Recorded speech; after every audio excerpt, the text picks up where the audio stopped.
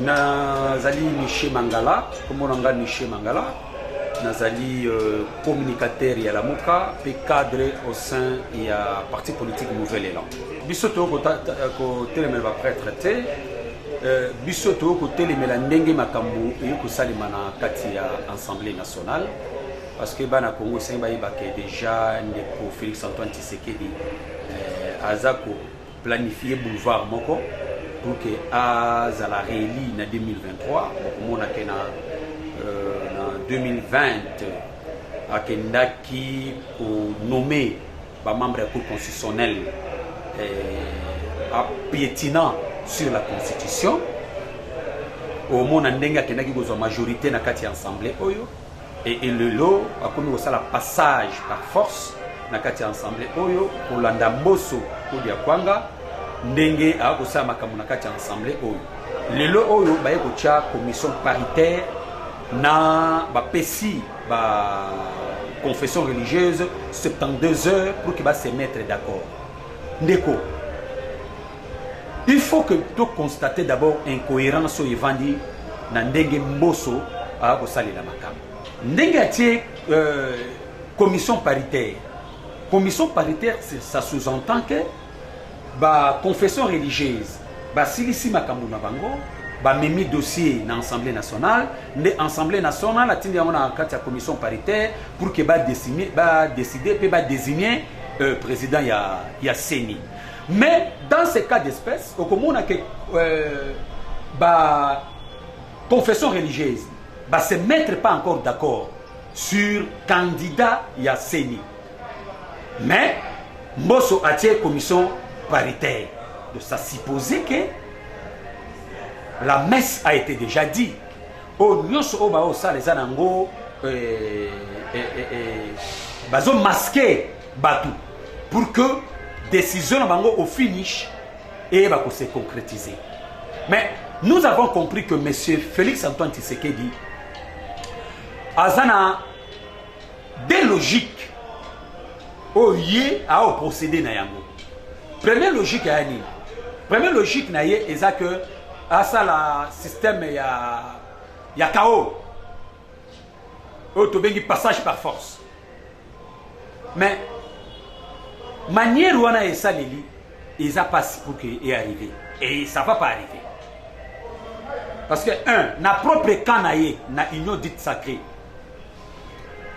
Il y a des membres et regroupement na bango qui ont dit non. Na ndenge makambo au salima. Zoa INC ensemble FCC. Bango tout va ko gérer na consensus. Oyo fait proposition faite par Lamuka, par le coordonnateur Yalamuka, Adolphe Mozito et le président légitimement élu Martin Fayulu. Bango nyonso bazo géré par consensus. Mais coup de force à l'ingé au sala, il veut mettre le pays sous feu. Il veut mettre le pays dans désordre, afin que le peuple congolais revendique, fait des marches, ayako bomba congolais, ayako kangaba congolais. Mais sur ces points-là, ça ne va pas passer. Les Congolais vont se laisser faire et ils ne se laisseront pas intimider. Deuxième logique naïe, et ça logique il y a glissement. Mais c'est Félix Tshisekedi veut créer toutes les conditions possibles pour que le temps passe. Tant au etikali pour que tu organises l'élection, le temps passe et après, ayako benga batunakati dialogue pour que tu discutes afin qu'il y ait à glisser encore pour quelques années. Et sur ce point-là, nous disons non. Mais c'est Félix Tshisekedi est en train de se tromper. Si ces deux tableaux-là, il est en train de jouer.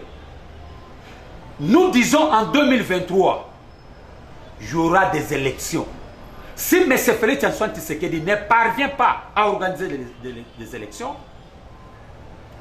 on va lui demander de dégager. Félix Tshisekedi doit partir.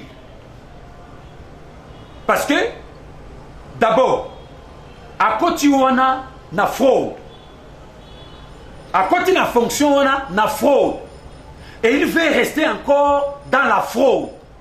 Et les Congolais n'accepteront plus que nous puissions avoir un président qui est ici de la fraude. Ça ne passera pas.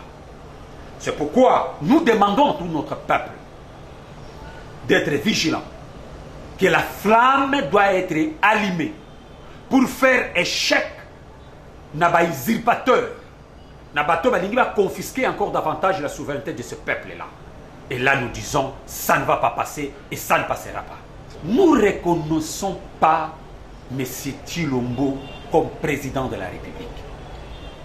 Mais dans le cas d'espèce, il faut savoir ceci, que le Congo aujourd'hui a deux présidents de la République. Le président qui est légitimement élu par le peuple et le président légalement élu. N'est-ce pas? Reconnu plutôt. Parce que la reconnaissance là, c'est faite dans la Cour constitutionnelle.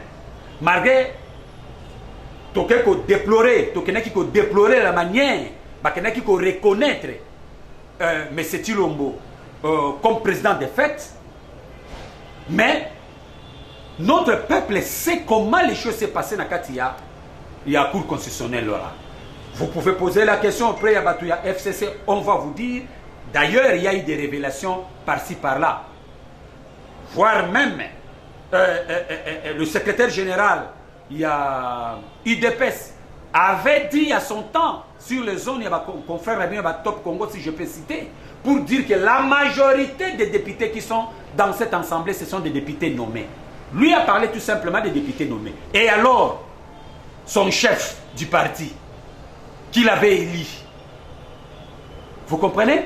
On ne reconnaît pas M. Félix-Antoine Tshisekedi comme président légitime. Mais il est là comme un président de fait. Donc voilà la situation. Et nous avons dit du fait qu'il y a Kotiwana par la fraude. Et il cherche aussi à rester par la fraude. Et cette fois-ci, les Congolais n'accepteront plus encore que Bazwa président Oyo Azawana par la fraude. Ça ne va pas passer. Bana ya Congo sengi ba yeba eloko moko que bato ba ko diriger lelo bazali kozwa ba injonction na parti politique IDPS na secrétaire général na bango Augustin Kabuya pe na président AI na bango de bazali kozwa ba injonction. Pourquoi? Ça montre la suffisance. Vous voyez bien que le secrétaire général à IDPS à Bengaki, Ezala Alingeti, Ezala le ministre Tony Mwamba, pour que Baye Bako Solola, Makambo Ezaya Makambo ya famille na bango, famille politique na bango. Donc Mboka, et comme ko tambola, na ba email ya famille politique moko, IDPS. D'abord, sur le plan, il y a droit administratif. Ils ont péché.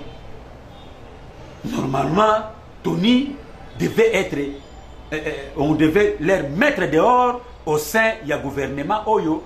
D'abord, ce gouvernement est illégitime.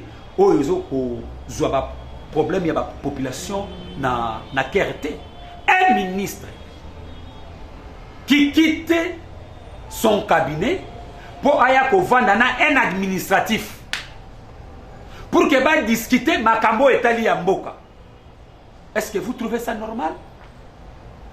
Donc, cette histoire ici, le pays n'est pas gouverné, le pays est dirigé sous les injonctions, il y a parti politique IDPS. Mais malgré le fait des accusations, Oyo va accuser Tony Mwamba. Qu'il y a eu détournement, il y a Mbongo, il y a primo, pour l'enseignement. Mais si M. Alingeti estime qu'il y a eu détournement, mais où est le PG pour se saisir de la question? Pour que tu y qu'est-ce qui se passe? Parce que Mbongo wana ya li Mbongo ya mabenga ya Kabuya te, to ya IDPS te. Mais ali Mbongo ya ba Congolais. Et les Congolais ont droit de savoir. Mbongo a utilisé Ndengeni. Mais ce qui est encore plus grave, messieurs les journalistes, on parlait de détournement. Mais ezali na muyibi moko zo salema na sommet de l'État. Vous comprenez, avec cette histoire de rames. Oh ba ko kataka ba congolais ni solo. Il y a ba SMS na bango.